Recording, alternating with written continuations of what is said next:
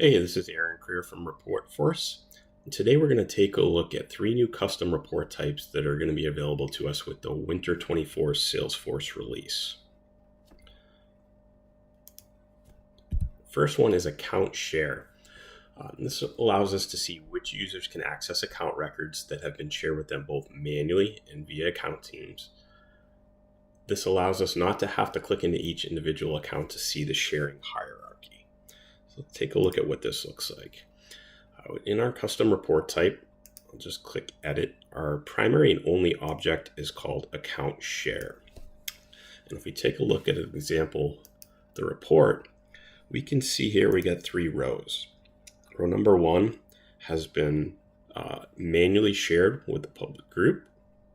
Row two here has been shared via the account team. And then row three has been manually shared directly with a user. So a great way to be able to see account access across a list of accounts versus going into each one individually. All right, our next one is permission set assignments. We know it's a bit tedious to go to setup, search for permission sets, go into the permission set, hit manage assignments just to see the roster of folks that are in there. So we want to make that a lot quicker. So we're now able to view permission set and permission set group assignments and reports, and we can group them by the perm set group of the users to make it much quicker to identify who has what.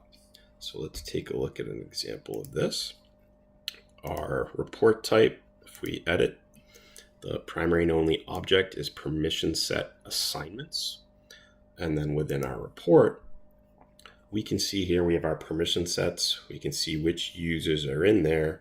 And then we can also scroll down a bit and we can see a perm set group in which users are in there. And we can tell this is group one because I named it that way, but also here we have a column for the group API name. So it clearly identifies which are groups versus straight perm sets.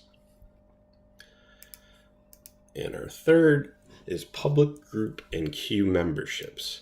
So much like perm sets, going into a public group or a queue from setup and searching for it, going in each one individually just to see the folks that are in that, it takes just way too long. It should be a lot quicker than that. So we're going to take a look at how we can see who is in both a queue and a public group via reports.